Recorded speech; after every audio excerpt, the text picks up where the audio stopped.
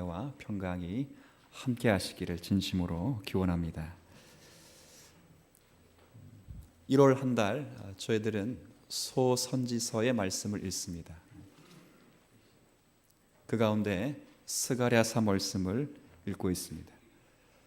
스가랴서는 구약 성경 가운데 거의 마지막입니다. 주전 주님 오시기 전 500년 전에 있었던 일입니다. 스가랴 선지자가 지나가면 60년 뒤에 말라기 선지자가 오게 되고, 말라기 선지자가 지나가면 450년 후에 유대 땅 베들레헴에 아기 울음소리가 있는 것입니다. 그러니까 말라기와 아기 울음소리 사이에는 구약 성경은 더 이상 없습니다. 이와 같이 구약 가운데 거의 마지막 부분에 우리가 말씀을 보는 것입니다. 스가랴 선지자가 활동했던 그 시대는 바벨론이라는 나라에서 70년 동안 포로 생활한 그 시간이 끝이 났습니다. 하나님의 은혜와 섭리 가운데 신앙의 자유를 허락받아서 일단의 무리 약 4만 2천 명이 자신의 고향인 유대 땅 예루살렘으로 가서 거기서 활동했던 그 시기입니다. 그들의 사명은 무너진 예루살렘 성전을 재건하는 것, 재건. 바벨론에서 무너진 그 성전이 다시 재건되는 그 역사선상 가운데 그 성전을 거의 재건할 무렵, 그때가 됩니다. 눈에 보이는 작고 초라한 이 성전을 보면서 예루살렘의 운명에 대해서 걱정하고 있을 때 이 예루살렘이 어떻게 될 것인가, 이런 걱정을 성전을 보는 성도들이 하고 있을 때 하나님께서 환상 그리고 예언으로 스가랴에게 장차 예루살렘에 어떤 일이 있을 것인가에 대하여 미리 보여주는 것입니다. 미래와 관계돼서 쓰여지는 장차 예루살렘 있게 될 그 일과 관계돼서 구약 성경에는 종종 그 날에라는 표현, 그 날, 이런 표현을 많이 쓰게 됩니다. 오늘 스가랴 선지서에도 구약 성경 가운데 책의 분량에 비해서 빈도수는 가장 많이 언급된 성경입니다. 그래서 구약의 묵시록이라고 불릴 정도로 스가랴서를 그렇게 보고 있습니다. 저 여기 14장에 집중적으로 그날이라는 표현이 있습니다. 총 11번 언급되어 있는데요. 14장 1절에 아예 직접적으로 여호와의 날, 여호와의 날. 자, 이게 한 번 써 있고 1절 중반에 그 날에, 그 날, 이게 8번 표현되어 있습니다. 8번. 그리고 3절 그때, 같은 날이에요. 여호와의 날, 그날, 그때, 같은 표현입니다. 자, 계속 그날, 4절에도 그날, 6절에도 그날, 그죠? 8절에도 그날, 9절에도 그날, 13절에도 그날, 20절에도 그날, 21절에 그날, 계속 반복돼서 그날. 그리고 7절에는 그때, 그날, 여호와의 날 이렇게 표현하지 않았고 7절 말씀 보시면 여호와께서 아시는 어떤 날이요? 한 날. 이게 다 같은 표현입니다. 마치 여호와께서 아시는 한 날. 무슨 생각이 듭니까? 그날은 천사도 모르고 아들도 모르고 오직 누구만 아신다고요? 하나님 아시는 그 날, 마치 주님의 재림이 연상되는 그런 날입니다. 이스라엘, 예루살렘의 장래와 미래와 관계돼서 그 날이라는 표현으로 받고 있습니다. 특별히 14장에는 그날이 되면 여호와께서 이 땅에 친히 임하실 것이다. 그날이 되면 여호와께서 친히 온 우주의 왕이 될 것이다. 그날이 되면 여호와를 왕으로 섬기는 주의 백성들이 새로운 민족을 형성할 것이다. 이렇게 표현되고 있습니다. 예를 들면 5절 같은 경우, 5절 중반에 보면 5절 중반입니다. 중간에 나의 하나님 여호와께서 임하실 것이, 언제? 여호와의 날에, 그때의 그날에 나의 하나님 여호와께서 임하실 것이요, 홀로 임하시는 것이 아니라 모든 천군 천사 거룩한 자와 함께 한 날에 임하실 것이라. 자, 느낌이 오시죠? 어떤 날이라는 것인지. 자, 그 다음에 9절 말씀. 그날이 되면 9절에 여호와께서 천하의 왕으로 서실 것이다. 여호와께서 홀로 한 분이 되실 것이고 그의 이름이 온 땅에 홀로 영광을 받게 될 것이다. 11절에 사람이 그 가운데 살며 다시는 저주와 요한계시록 말씀에 의거하면 다시는 눈물과 다시는 애통과 다시는 아픔이 없는 그런 새로운 땅이 될 것이다. 예루살렘에 평안이 있을 것이다. 언제? 그날에, 그날. 자, 지금 문맥은 이해가 되셨습니까? 자, 그러면 저와 여러분들이 함께 이 말씀 가지고 세 가지를 살필 것인데, 자, 공부하듯이 살펴보죠. 이런 표현들은 느낌으로 받는 게 아니라 공부를 하시고 머리에 입력하셔야 구약 성경을 읽을 때 바로 우리의 표준으로 읽혀지는 것입니다. 그래서 세 가지를 살필 겁니다. 하나는, 첫 번째는 그 날 혹은 여호와의 날, 이게 언젠가 어떻게 이루어지는 것인가, 첫 번째.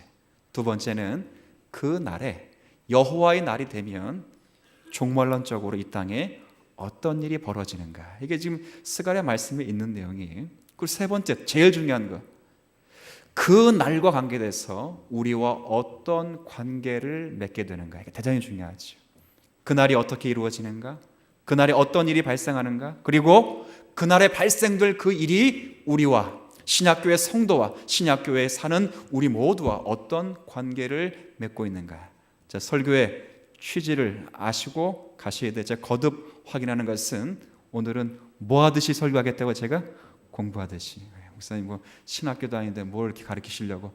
이것은 딱 듣고 그냥 한번 지나면 또 잊어먹는 것이지. 잘 듣고 구약 성경을 읽을 때 이렇게 읽지 않으면 헷갈리는 거지. 우리는 날 그러면 항상 몇 년, 몇 월, 며칠 이렇게 생각합니다. 그렇죠? 예를 들면 1992년 10월 며칠? 잘 모르겠어요. 1992년 10월 28일. 항상 그날 그러면 여호와의 날, 그때 그러면 항상 몇 년, 몇 월, 며칠 그런 생각을 한다고요. 그런데 성경의 그날이라는 표현은 몇 년, 몇 월, 며칠, 몇 시 이런 표현이 아닙니다. 한 번도 그렇게 쓰인 적이 없습니다. 어떻게 이해하시면 되냐면, 여러분이 만약에 아파트 사실 때 높은 층에 한번 사신다고 보세요. 근데 층이 아니죠. 동간 거리가 넓어서 저 멀리 있는 산이 아주 아름답게 보이는 그런 아파트 층에 사신다고 보시면 멀리 산이 보여요. 산이 보인다. 분명히 산이 보이는데 산이 하나가 아닐 거예요. 앞산도 있고 뒷산도 있어요. 근데 눈으로는 큰 덩어리만 들어오죠. 큰 덩어리만. 앞산과 뒷산의 거리를 알 수 있습니까? 모르죠. 그냥 첩첩이 내 눈에 산으로 들어오는 거예요. 산으로. 그 날이라고 하는 것은 그런 중첩적인 의미가 있습니다. 중첩. 그러니까 이게 시간적으로 중첩적인 의미가 있다는 것을 확인하셔야 합니다. 그럼 무엇과 관계돼서 중첩적인 의미가 있는가? 이건 메시아, 예수 그리스도와 관계돼서 중첩적인 의미가 있습니다. 예를 들면 예수 그리스도가 이 땅에 오신 그날이 그날입니다. 그리고 예수 그리스도가 이 땅에 다시 오실 그날도 무슨 날이? 그날입니다. 그리고 이 사이도 무슨 날이? 그날입니다. 이해가 되십니까? 예수 그리스도가 이 땅에 처음 육신의 몸을 입고 오실 그날, 여호와의 날입니다. 그리고 장차 다시 역사 가운데 이 땅에 오실 그날도 여호와의 날입니다. 그럼 중간은 이 날도 무슨 날이라고요? 그날이. 그래서 우리는, 제가 농담삼아 이렇게 말합니다. 그날이 한번 해볼래요? 그날입니다. 그냥 편하게 이해하시라 그 말입니다. 우리는 항상 그날 그러면 몇 년, 몇 월, 며칠 이런다고요. 그러나 그런 것이 아니라 여호와의 날, 그날, 그때, 한때, 한날 그러면 한 날만을 지칭하는 것이 아니라 한 날에 이루어지고 한 날에 또 완전히 이루어질, 한 날에 성취되고 한 날에 완전히 성취될 전체의 날을 두고 여호와의 날, 그날 그럽니다. 그날. 자, 그럼 제가 질문하지요. 여호와의 날은 이미 성취되었습니다. 맞습니까? 아멘. 예. 여호와의 날은 장차 성취될 것입니다. 맞습니까? 아멘. 그리고 지금은 그 여호와의 날에 우리가 살고 있습니다. 맞습니까? 여기 아멘 할 수 있으면 1번 문제는 지나가는 것입니다. 오케이, 끝났습니다. 1번은 끝났습니다. 다 잘 이해하신 것. 두 번째, 그러면 그 날, 제가 거듭 말씀드렸어요. 그날은 누구를 중심으로 제가 얘기한다 그랬어요? 메시아 예수 그리스도. 자, 그러면 그날이 되면 메시아와 관계돼서, 예수 그리스도 관계돼서 어떤 일이 벌어지는가? 두 번째. 오늘 본문의 말씀 많이 기록돼, 14장에 수없이 많이 기록되는데 제가 두 가지만 읽죠. 자, 그러면 읽기 전에 제가 질문을 할 테니까 공부하듯이 대답하시면 돼요. 여호와의 날, 그날, 그때 좋은 날입니까? 나쁜 날입니까? 그러죠? 여호와께서 이 땅에 임하실 것이요, 여호와께서 이 땅에 왕으로 오실 것이요, 온 예루살렘이 우뚝 서게 될 것이고, 다시는 슬픔이 없고, 다시는 눈물이 없고, 다시는 아픔이 없을 것이다. 자, 좋은 날입니까? 나쁜 날입니까? 좋은 날. 예. 이러니까 나오네요. 예. 좋은 날. 좋은 날이 분명히 좋은 날이에요. 좋은 날 알고 가셔야 돼요. 자, 그런데 그날이 되면 뭐가 좋은가? 한편으로는 이 날이 성취될 때 이중적으로 성취돼요. 하나는 재난의 날로 성취되고 하나는 승리의 날로 성취된다는. 자, 좋은 날이 분명히 말씀하셨어요. 자, 그러면 14장 2절. 제가 1절부터 읽을게요. 여호와의 날이 이르리라. 자, 그날에 1장 중반에 그날에 내 재물이 약탈되어 내 가운데서 나누이리라. 자, 좋은 날입니까? 나쁜 날입니까? 이런 날은 있어야 됩니까? 없어야 됩니까? 여러분 인생 가운데 이런 날이 있어야 돼요? 없어야 돼요? 당연히 없어야죠. 이렇게 생각하죠. 자, 그럼 2절로 제가 이야기해 볼까요? 내가 이방 나라들을 모아 예루살렘과 싸우게 하리니 예루살렘 성읍이 함락되며 예루살렘의 가옥이 약탈되며 예루살렘의 부녀가 욕을 당하며 예루살렘 성읍 백성이 절반이나 사로잡혀 갈 것이다. 자, 묻습니다. 좋은 날입니까? 나쁜 날입니까? 아까는 좋은 날이라며. 좀 전에 좋은 날이에요. 좋은 날. 아시고 신앙생활 하시는 거죠. 여호와께서 자신의 날, 그날 그때가 되면 우리에게 큰 환난과 고난이 있다는 것을 예표하는 것입니다. 우리는 신앙생활 잘하면 고난과 환난이 있던 고난과 환난도 없어진다. 그렇게 알고 있습니다. 그런데 그날이 되면 하나님께서 환난을 주신다 그랬습니다.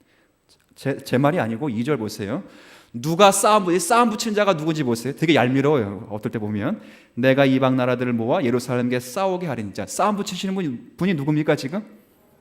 내가가 누구예요? 내가 여호와 하나님이에요. 이방 나라들을 다 교회의 대적을 끌어다가 교회와 싸움 붙이시는 분이 누구라고 지금? 하나님. 우리는 신앙생활 잘하면 있던 환난도 없어지고 우리는 신앙생활 잘하면 있던 고난도 없어진다고 믿는데 성경은 그날이 되면, 종말의 때가 되면 예수 그리스도로 말미암아 많은 환난이 있을 것이다. 아멘입니까? 죽어도 아멘 안 되죠, 그렇죠? 목사님, 그건 성경의 이야기고 목사님의 이야기고 그래도 내게는 없기를 간절히 축원합니다. 그러잖아요. 기독교를 믿는 건지 불교를 믿는 건지 잘 모르겠습니다. 기독교를 믿는다면 이런 말씀 앞에서 아멘 하실 수 있는 그런 종들이 되기를 진심으로 축원합니다. 그런 날이 있는 거예요. 믿는 자들에겐 있어서 안 될 날처럼 보이는 날들이 종말의 때에, 그때에 항상 있는 거예요. 항상. 그럼 제가 묻지요. 하나님이 우리가 미워서 그러겠습니까? 아닌 것입니다. 하나님 우리를 연단하시고 정화하시기 위하여 이렇게 우리를 사용하시고 그렇게 배려하시는 것입니다. 자, 그런데 제가 이중적인 성취라 했어요. 그런 날만 또 있는 게 아니에요. 바로 그때에 하나님께서 갑자기 등장하셔서 우리의 원수 대적 우리의 모든 것을 다 불로 사르시겠다. 그렇게 말씀하십니다. 3절 말씀. 자, 이 말씀 같이 읽어볼까요? 시작. 그때에 여호와께서 나가사 그 이방 나라들을 치시되 이왕의 전쟁 날에 싸운 것 같이 하시리라. 쭉 불러 모으신 분은, 이방 나라를 불러 모으신 분은 누구예요? 지금 하나님이시잖아요. 그리고 이스라엘을 치라 했잖아요. 그런데 그렇게 불러 모은 이방 나라를 또 멸하시는 분은 누구라고요? 하나님이시요. 하나님. 이게 뭐예요? 그 날에 이런 면이 있는 것입니다. 교회를 대적하도록 많은 사람들이 교회를 향하여 모함을 하고 대적을 하죠. 그런 날도 있고, 그러나 그 종국에는 반드시 자기 백성을 불 가운데서 건져내요. 원수를 박멸하시고 교회를 하나님의 십자가 위에 세우실 것이다. 성경은 그렇게 우리에게 말씀하고 있는 그런 날입니다. 양면성이 있는 것입니다. 양면성. 자, 5절 같은 말씀 보면 바로 그날이 되면 4절, 5절 이게 이제 여러 해석들이 있어요. 여러 해석들이 참 어려운, 참 받기 힘든 해석들도 있지만 마지막 부분 읽어보면 이것이 주님의 재림과 관계된 표현이다. 이렇게 읽을 수 있습니다. 5절 마지막에 보세요. 나의 하나님 여호와께서 임하실 것이요 모든 거룩한, 이 거룩한 자는 천군 천사입니다. 천군 천사가 주와 함께 그날에 설 것이다. 자, 그날이 그럼 약간 어느 쪽에 맞춰주고 포커스가 맞춰주고 있습니까? 주님의 재림. 그때가 되면 반드시 하나님의 교회는 승리의 자리에 있을 것이다. 그 기간까지 수많은 환난이 있고 수많은 대적이 있고 수많은 역경이 있을 것이다. 그러나 장차 그날이 되면 하나님께서 역사의 개인적으로나 역사의 사회적으로나 역사의 한 시점에 반드시 승리의 날이 있을 것이다. 아멘입니까? 아멘이죠. 그날이 있을 것이다. 자, 제가 지금 어디까지 했어요? 여호와의 날은 중첩적인 날인데 그 날이 이르면 두 면으로 성취된, 하나는 재난의 면처럼 실패의 면처럼 성취되고 하나는 승리, 성공의 면으로 성취된 양면성이 있는 것입니다. 자, 여러 말씀들이 쭉 있는데 하나만 더 읽어보죠. 8절. 자, 이 말씀 참 재밌는 말씀이에요. 그 날이 되면 8절 말씀 보세요. 자, 생수가 예루살렘에서 솟아난다. 뭐가 솟아난다고요? 생수야. 좋은 표현이죠. 생수가 솟아나요, 그렇죠? 근데 반은 어디로 나가요? 동해. 또 반은 어디로 나가요? 어떤 분은 읽고 이게 우리나라래요, 우리나라. 이때 동해는 사해고요, 서해는 이때 지중해. 예루살렘을 중심으로 해서 동쪽은 당연히 사해잖아요, 사해. 그렇죠? 그리고 서쪽은 당연히 큰 지중해 반도를 끼고 있는 예루살렘 반도 국가이기 때문에 당연히 그 이야기를 하는데 동해 서해에 있다고 이거 우리나라를 예표했다고 스가랴 서해 우리나라가 이미 등장했다고 그렇게 말하는 엉뚱한 사람들도 있는 것입니다. 자, 그런데 생수가 예루살렘에 솟아나서 반은 동해로 반은 서해로 쫄쫄쫄쫄쫄 흘러넘치는 거예요. 그런데 이 생수 잘 보세요. 8절 마지막에 여름에도 겨울에도 그러하리라. 이 말은 뭐예요? 여름에도 마르지 않는 생수, 겨울에도 얼지 않는 생수. 그런 생수 보셨어요?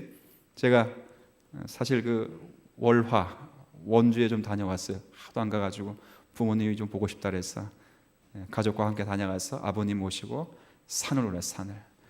근데 제가 어릴 때 다녔던 산들을 평상시에는 참 이렇게 약수도 마시고 그러는데 올라가니까 약수가 다 얼어서 꽝꽝 얼어가지고 약수에 물이 안 나, 물이.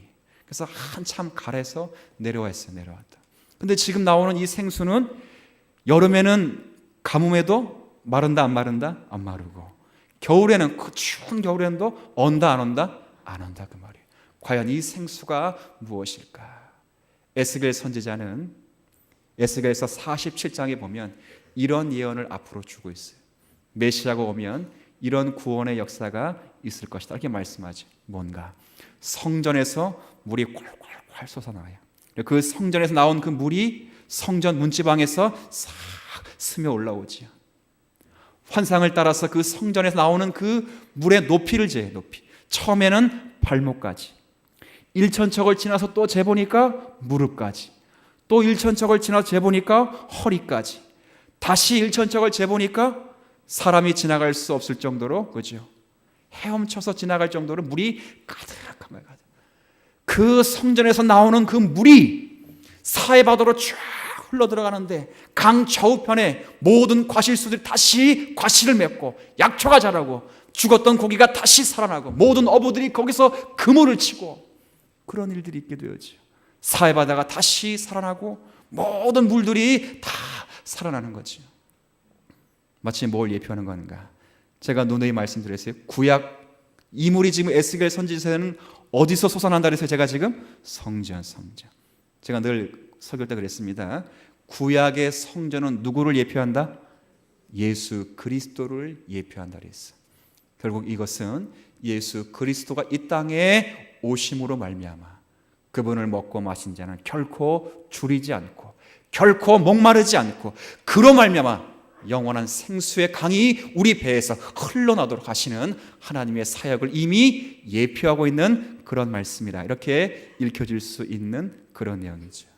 자, 그날이 오면 이런 일들 몇 가지는 더 있는데 제가 주보 안에 있는 제 교환을 참조하시면 좋을 것 같고 중요한 건 세 번째는 뭔가? 첫 번째, 그날이 언제 어떻게 이루어지는지 성격을 보았고, 두 번째, 그날이 되면 종말론적으로 예수 그리스도와 함께 이런 일들이 있을 것이다. 몇 가지를 보았습니다. 승리적인 형편, 실패적인 형편, 그리고 생수의 강이 그와 함께 넘쳐나는 복음의 역사, 신학교 역사를 미리 보여주죠. 세 번째, 제일 중요합니다. 과연 이런 그날과 관계된 이 역사가 오늘을 사는 저와 여러분과 어떤 관계가 있는가? 이게 가장 중요한 것입니다. 지금부터 제가 하는 말씀을 여러분께서 잘 유념해서 들어주시면 아마 큰 유익이 될 것이다. 그렇게 생각이 될 것입니다. 우선 첫 번째는 이건 문자적인 성취가 아닙니다. 문자적인 성취가 아니고 이것은 종말론적인 성취입니다. 종말이라고 하는 것은 시간적으로 한때를 이야기하는 것이 아니고 예수님의 초림부터 예수님의 재림까지 전체의 때를 종말이라고 표현해요. 종말. 그러니까 이것은 문자적인 성취만이 아닙니다. 예를 들면 문자적으로 성취됐다면 신분적으로 유대인, 장소적으로 예루살렘. 그러면 지금의 예루살렘에 그렇게 있으면 될까요? 안 될까요? 당연히 안 되죠. 왜? 메시아가 이미 오셨기 때문에 그 예루살렘은 온 지변 가운데 우뚝 솟아야 될 것이고 예루살렘 성전에서 물이 지금 콸콸콸 솟아나와야 될 것이고 예루살렘 주변에 죽었던 모든 물들이 다 살아내야 될 것이고 사람들이 다 그리로 몰려들어야 될 것이고 우리가 읽지는 않았지만 거기서 낮도 아니고 밤도 아닌데 영원히 꺼지지 않는 그 빛이 찬란히 쫙 나타나야죠. 그런데 예루살렘 거길 가봐도 그런 빛이, 그런 물이, 그런 위치가 있다 없다? 없다 그 말이 없다. 메시아가 오셨는데도 그런 빛은 없는 것입니다. 그러니까 유대인들이 당연히 메시아가 오셨다 그러겠어요? 안 오셨다 그랬어요? 당연히 그러니까 유대인들은 아직도 메시아가 안 왔다 그러는 거예요. 그런 전조가 없으니까. 그러나 그런 것은 그런 문자적인 성취가 아니고 이미 우리 가운데 묵시적이고 종말론적으로 이미 우리 가운데 성취된 내용인 것입니다. 제가 다 지금까지 이제 세 가지를 이제 지금부터 말씀드릴 테니까 잘 듣고 이 말씀을 우리가 잘 유념하면 이 말세를 살아가는 여호와의 날을 살아가는 자세로서 충분할 것이다. 저는 그렇게 생각을 합니다. 첫 번째, 이 여호와의 날은 이미 성취되었다. 그렇죠? 그리고 이 여호와의 날은 장차 역사의 한 시점에 성취될 것이다. 아멘입니까? 여기 아멘 하실 수 있어야 됩니다. 그리고 우리는 여호와의 날, 그 날을 살고 있는 성도들이다. 이 생각을 하셔야 돼요. 그 날에 있는 그 일들, 여호와께서 이 땅에 친히 육신의 몸을 입고 오셨다. 아멘입니까? 여호와께서 친히 이 땅에 육신의 몸을 입고 오신 그 하나님이 참 빛이 되시고 참 생명의 물이 되시고 참 떡이 되셔서 우리와 함께 계시고 우리를 더불어 주의 은혜로 이끌어 가신다. 아멘입니까? 이미 성취된 것입니다. 그리고 모든 이 땅의 이방 민족들이 유대 민족과 더불어 함께 이스라엘 민족들이 그리고 유대 사람을 넘어 모든 민족들이 그 예수 그리스도로 집중하여 가는 시대를 우리가 살고 있다. 아멘입니까? 이미 성취된 것입니다. 그런데 장차 다시 완성될 것입니다. 주님은 육신의 몸을 입고 다시 이 땅에 오십니다. 그때는 아무도 모릅니다. 아무도. 오직 하나님만이 아시는 것입니다. 첫 번째 여러분과 말씀드리고 싶은 것은 이 날을 기쁨으로 준비할 수 있는 우리 모든 성도가 되기를 진심으로 기원합니다. 주 예수여 속히 오시옵소서. 이 말을 지금 내가 바로 이 자리에서 진솔하게 할 수 있다면 그보다 더 큰 축복은 없는 것입니다. 이런 복이 있게 되길 진심으로 바랍니다. 지난번에 오셨던 강사 목사님이 그런 말 했잖아요. 직장 잃어버리는 것하고 주님께서 다시 오신다는 것하고 어떤 게 더 두려움의 소식으로 다가오는가. 우리는 주님의 재림 이런 것들이 거의 머리에서 사라진 시대를 살고 있어요. 마치 젊은 세대에서 남북 통일에 대한 이 염원이 사라진 것처럼 그런 시대를 살고 있죠. 그러나 믿는 성도라면 어제나 오늘이나 내일이나 그분이 오실까? 우리가 모든 것을 주께 맡기며 그날을 기다리며 사는 성도가 돼야 한다 그 말입니다. 그날을 맞이할 수 있을 정도로 내면적으로 준비를 하셔야 합니다. 외형적이고 현세적인 것이 아닌 것입니다. 베드로 사도가 말씀하십니다. 진정한 아름다움은 머리를 꾸미고 금을 차고 아름다운 옷을 입는 외모에 있지 않다. 마음의 정결함에 있다 그랬습니다. 마지막 때를 살아가는 이때 모든 성도들은 외형적이고 현세적인 것으로 우리의 하나님의 자녀됨을 증거하지 않고 내면적이고 마음적인 것으로 주님을 찾는 것입니다. 주께서 물으실 것입니다. 얼마나 벌었냐? 얼마나 일했냐? 그걸 묻지 않습니다. 주님 우리에게 물으시는 것은 오래 참았느냐? 기다렸느냐? 용서해 주었느냐? 온유하였느냐? 이것이 우리 가운데 묻는 질문일 것입니다. 첫 번째, 이미 성취된 시대요, 장차 완성될 시대를 알면서 역사의 한 그날 재림의 때를 내면을 준비하시면서 기다릴 수 있는 저와 여러분들에게 진심으로 축원합니다. 자, 두 번째는 제가 좀 전에 설교 가운데 말씀드렸는데 그 날이 되면 그 날이 성취가 이중적인, 한번 따라해 볼까요? 이중적인 면, 시작. 그 날이 되면 이중적인 면이 있습니다. 한편으로는 재난과 관계된 면이 있고 한편으로는 승리와 관계된 면이 있습니다. 오늘 2절 말씀 다시 한번 볼까요? 2절 마지막 부분에 보면 14장 2절 마지막입니다. 사로잡혀 가려니와 남은 백성은 성읍에서 끊어지지 아니하리라. 자, 보세요. 남은 백성은 어떤 과정을 통과해서 남게 되었습니까? 그렇죠? 큰 환난과 재난의 과정을 겪으면서 남게 된 백성입니다. 그것 없이 남겨진 백성이 아니라 그 과정을 통과하여 남겨진 백성입니다. 저와 여러분들 주님의 자녀요, 하나님의 백성이라 부름받은 남겨진 백성이라면 반드시 그 과정을 거쳐 우리가 하나님의 자녀로 남겨지게 되어 있습니다. 이것이 우리가 갖는 과정입니다. 그런데 우리는 하나님 믿는 것 관계돼서 무엇을 기대하는가 모르겠습니다. 이런 이야기가 여러분에게 어떻게 들릴지 모르겠으나 그러나 반드시 성경의 내용이기 때문에 숙지는 하셔야 될 것입니다. 우리는 우리의 성숙을 필요로 하는 이런 환난과 역경이 우리 가운데 없어지기를 간절히 기대하면서 신앙생활합니다. 이것이 우리가 갖는 신앙의 약점입니다. 그런데 오히려 그래서 고난을 겪는 또 사람들이 고난, 환난, 재난이 오기 전에 그 고난이 미리 다 이렇게 없어지기를 기대하죠. 다 자기 중심으로 그렇게 생각합니다. 예를 들어 볼까요? 개인적으로. 자, 여러분 개인 얘기 들으면 기분 나쁘니까 제 개인으로 이야기할게요. 목사님 그딴 식으로 하실래요? 그런 식으로 목사님? 그러면 제 생각에는 그 사람이 어떻게 되어지면 좋겠어요? 누구 기준으로? 내 기준으로. 그렇죠. 그렇게 말하다가 갑자기 벙어리가 되고, 그렇지? 그렇게 말하다가 갑자기 교통사고 나고 그런 식으로 되길 바란다 그 말이에요.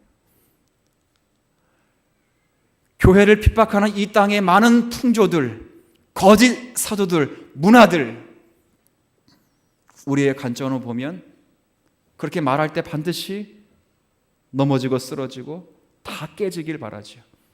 그러나 그렇게 되는 것이 아닙니다.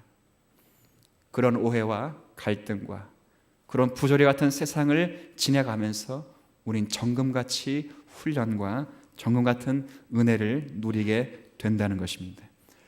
많은 사람들이 동일하게 예수 믿는 복을 어떻게 누리게 되는가, 그런 기대를 이렇게 가지요. 예수를 믿는 보상을 나는 고민하지 않고 애쓰지 않고 일하지 않아도 세상이 나를 편들어주는 그런 사회가 되면 좋겠다, 그 생각을 해요. 하지만 그렇지 않습니다. 잘 생각해 보십시오. 하나님이 우리의 아버지가 되시고 저 여러분들이 하나님의 자녀가 되었는데 여러분의 인생은 편한 것이 없습니다.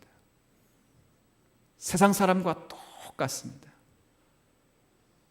그런 과정을 겪게 되었습니다. 같이 고민하게 되고 같이 울어야 되고 어쩌면 더 큰 고민을 하고 더 큰 아픔을 겪어야 됩니다. 사람들이 울 그 일에 어떨 때는 안 울 수 있습니다. 그러나 사람들이 웃는 그 일에 두고도 하나님의 백성들은 울 때가 있습니다. 그것이 없어지거나 면제받지 않습니다. 반드시 그런 과정을 겪게 되어 있습니다. 왜요? 하나님의 백성으로 완성되어가는, 성화되어가는, 정화되어가는 그런 과정을 겪게 되어 있기 때문에 그런 것입니다. 제가 오래전에 서양의 속담 가운데 그런 속담 하나를 제가 소개해 드린 적이 있어요. 한번 기억하시겠죠? 제가 한번 읽어드릴게요. 흐르는 시냇물에서, 냇물에서 돌들을 치워버리면 그 냇물은 노래를 잃어버린다. 그렇게 제가 말씀드린 적이 있습니다. 시냇물에 흐르는 그 물들이 졸졸졸 아주 아름다운 소리를 잘 내고 흐르죠. 그런데 그 아름다운 소리를 내는 것은 그 안에 뭐가 있기 때문에 그런 소리가 난다고요? 중간중간에 박힌 돌들 때문에. 돌들. 인생도 마찬가지인 것입니다. 우리가 역경과 고난을 통과하고 그런 고난이 있어야 우리가 하나님을 더 찬미하고 하나님의 가치를 알아들이고 하나님 앞에 정화된 자로 서게 되는 것입니다. 우리가 베드로 사도의 말씀을 제가 한번 읽어드리면 이런 표현이 있습니다. 너희는 말세에 나타내기로 예비하신 구원을 얻기 위하여 믿음으로 말미암아 하나님의 능력으로 보호하심을 받았다 그랬어요. 그러니까 받을 것이다, 받았다, 하나님의 보호하심을 받았다 그랬습니다. 그런데 그러므로 너희가 이제 여러 가지 시험으로 말미암아 잠깐 근심하게 되지 않을 수 없나니. 참 신기하죠. 하나님의 구원의 보호하심을 받은 자들이 되는데 잠깐 근심하지 않을 수 없다 그랬습니다. 왜 그러는가? 너희 믿음의 확실함은 불로 연단하여도 없어질 금보다 더욱 귀하여 예수 그리스도께서 다시 이 땅에 오실 때에 칭찬과 영광과 존귀를 얻게 하실 것이다. 뭐가? 그 고난이, 그 환난이 우리로 하여금 주님 오실 그때에 주님의 성품을 담도록 그 고난이 우리를 빚어가실 것이다 라는 것을 성경이 우리에게 말씀하는 것입니다. 루터 같은 분은 그랬어요. 이 고난과 재난, 이 환난을 가리켜서 우리를 그리스도의 형상으로 빚어가시는 하나님의 예민하신 손길이라 그렇게 표현한 적이 있어요.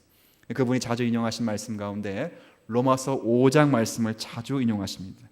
우리가 환난 중에도 즐거워하나니 환난은 인내를 만들고 인내는 연단을 만든다. 연단이라고 하는 것은 우리의 인격을 만들었어요. 연단은 소망을 이루는 줄 우리가 알기 때문에 그렇다. 성도 여러분, 이 땅에 살아가는 성도들에게는 반드시 이중적인 면이 있다는 것을 확인받는 성도 되기를 진심으로 기대합니다. 기도가 달라지는 거예요. 주님, 내게 있던 고난도 없게 해 주옵소서. 이렇게 기도하던 자가 주님, 고난을 만날 때에 주님을 닮게 하여 주옵소서. 그 고난이 반드시 내게 유익이 되게 하여 주옵소서. 그 고난에 좌절하지 않고 그 고난으로 남겨진 하나님의 백성들로 서게 하여 주옵소서. 이게 우리의 기도로 바뀌는 거예요. 이전의 기도에는 있던 고난도 다 없게 하여 주옵소서. 이게 기도가 될 수 있겠죠. 그러나 기도가 바뀌는 것입니다. 주님, 여호와의 날이 되면 그런 면이 있을 것입니다. 그러나 나만 겪는 것이 아닙니다. 선지자들이 그런 고난을 겪었고 사도들도 그런 고난을 겪었고 주님께서도 친히 이 땅에서 그런 고난을 겪으셨습니다. 우리가 주님의 자녀로서 그분의 제자로서 걸어가는 이 땅에 그런 고난이 올 때 연단하시고자 하시는 그런 환난과 고난인 줄 알고 잘 감당할 수 있도록 성령의 충만함을 더하여 주옵소서. 이렇게 기도가 바뀌게 될 것입니다. 다시 말씀드립니다. 이중적인 면이 있다는 것을 확인받는 성도 되길 진심으로 축원합니다. 그렇죠. 세 번째, 제일 중요한 거예요. 세 번째는 뭐냐면 다른 것이 아니라 그런 이중적인 면에 있는, 마치 실패하고 환난 중에 있는 그런 면에 있을지라도 반드시 성도의 종국에는 승리가 보장되어 있다고 하는 것이 오늘 본문의 말씀인 것입니다. 다시 한번 3절 읽어보실까요? 3절에 보면 그때에, 그렇죠, 대적같이 일어나신 하나님께서 다시 오히려 대적들을 치신다 그랬어요. 그때 여호와께서 나가사 그 이방 나라를 치시되, 이왕에, 즉 구약시대 때마다, 전쟁 때마다 하나님께 자신이 친히 전쟁하신 것처럼 그렇게 싸워 주실 것이다. 11절 말씀 마지막에, 그래서 사람이 그 가운데 살며 다시는 저주와 다시는 눈물과 다시는 아픔과 다시는 슬픔이 없을 것이다. 예루살렘이 온 땅에 굳건히 설 것이며 예루살렘 평안히 서게 될 것이다 그랬어요. 환난만 있는 것이 아닙니다. 환난을 통과하도록 하나님께서 역사하실 것이요, 그 환난을 통과한 자기 백성들에게 하나님이 승리의 잔을 반드시 주실 것이다. 성경은 약속하고 있는 것입니다. 우리가 이 약속을 받고 이 땅 가운데 종말을 사는 것입니다. 하나님께서는 늘 그랬듯이 교회를 대적하시고 자기 백성을 대적하시는 원수를 진멸하십니다. 어떻게 확인할 수 있는가? 우리는 교회 역사 가운데 수없이 봤습니다. 유대를 대적하는 바벨론 제국도 역사 가운데 사라진 것입니다. 유대를 대적했던 페르시아 제국도 역사 가운데 사라졌고, 유대를 대적했던 헬라 제국도 역사 가운데 사라진 것입니다. 교회를 송두리째 먹으려고 했던 로마 제국도 역사 가운데 사라져 버렸습니다. 교회는 항상 그렇게 전진한 것입니다. 시간이 지남에 따라 온 로마 땅에 기독교가 국가가 되고 국교가 되고 로마 전역에 그리스도의 복음이 승리를 선포하게 된 것입니다. 역사가 증명하는 것입니다. 120년 전에 작고 초라한 이 조선 땅에 여러 명의 선교사가 들어와서 복음을 전한 이래로 1세기가 채 지나지 않은 이 작고 초라한 남한 땅에 기독교 인구의 4분의 1이 되는 800만, 1000만에 육박하는 기독교인들이 생겨난 것입니다. 그렇게 승리한 것입니다. 환난이 없었습니까? 고난이 없었습니까? 국가적으로, 전 국민적으로, 개인적으로 많은 고난과 환난이 있는 것입니다. 그러나 그 고난과 환난이 오히려 비가 온 다음에 땅이 굳어지듯이 탄탄한 그런 연단과 과정이 되어서 그리스도의 나라로 점점점 굳건히 세워지는 것입니다. 중국의 초기 선교시대 때 사회주의가 무너지고 자본주의 체제가 조금 들어갈 때 선교사들이 나가서 복음을 증거했습니다. 그러나 발각되어 다시 쫓겨나갈 때 더 이상 중국에는 더 이상 복음의 문이 열리지 않겠구나, 그렇게 생각을 했습니다.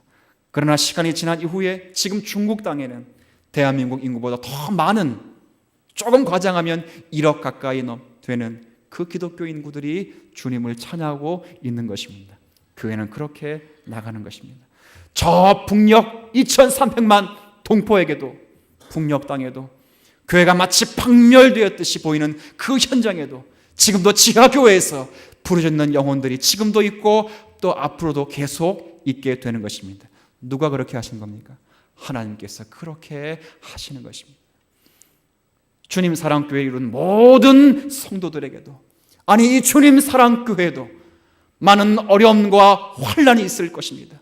많은 또 고난이 있을 것입니다. 그러나 그런 고난과 환난이 교회를 교회되도록 하고 하나님의 백성을 백성되도록 하여서 반드시 그날에 저와 여러분들 승리의 자리로 세워주실 것입니다. 누가 그렇게 하신다는 겁니까? 내 실력, 내 수고, 내 경험이 아닌 것입니다. 남은 백성들은 누가 남긴 것입니까? 자기 실력으로 남긴 것이 아닙니다. 이방 나라를 모아 그들을 칠 때 그 이방 나라를 꺾으신 분도 하나님이신 것입니다. 하나님께서 하신 것입니다. 남겨진 백성, 주님 사랑교회를 이루고 있는 저와 여러분들은 우리의 실력과 우리의 수고로 이 시간에 남겨진 것이 아니라 주님의 은혜로 남겨졌다면 이제 남은 여생 사는 동안에 우리의 존재의 이유와 목적이 오직 주님, 오직 그리스도, 이것이 우리가 자라가야 할, 그리고 살아가야 할 삶의 자리인 것입니다. 사랑하는 성도 여러분, 여호와의 날은 이미 성취되었습니다. 그리고 장차 여호와의 날은 완성될 것입니다. 저 여러분의 그 날에 속한 자로 재림의 때를 기다릴 수 있는 성도 되기를 기대합니다. 그리고 그날에 살아가는 성도들에게는 환난의 면이 있고 승리의 면이 있습니다. 알고나 신앙생활할 수 있는 성도가 되기를 바랍니다. 고난이 올 때 낯설어하지 마시고 이 고난이 나를 또 세울 것이다 기대하면서 이 고난 속에 하나님의 은혜를 간구하시는 성도가 되어야 할 것입니다. 그럼에도 불구하고 이 고난이 나를 저주에 머물게 하는 것이 아니라 반드시 원수 대적을 사시듯이 우리는 승리의 자리로 서게 될 것을 이 말씀을 통해 믿으면서 오직 우리의 존재와 이유가 주님을 향하여 살아가는 성도의 합당한 자세가 되기를 진심으로 축원합니다. 하나님 아버지,